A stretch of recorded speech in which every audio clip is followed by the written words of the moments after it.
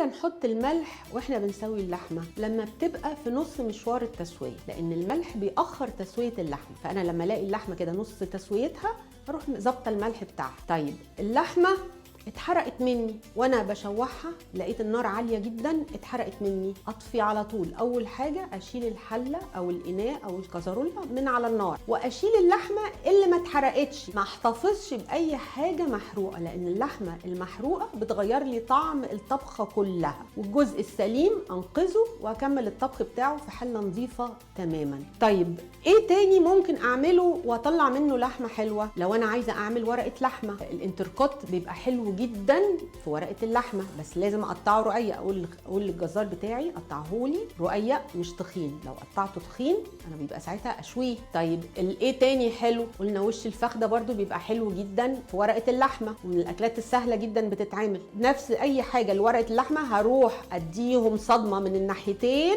واحطها على الخضار بتاعي واقفلها كويس قوي. لازم كلنا نعرف ان اللحمه لازم تتصدم الاول ويتقفل كل مسامها علشان تطلع طريه وطعمها حلو. في طرق كتير لطبخ اللحمه وكلها سهله جدا. لو عندكم اي سؤال او اي مشكله بتقابلكم في طبخ اللحمه او اختيارها، ابعتولي وانا اجاوبكم عليها.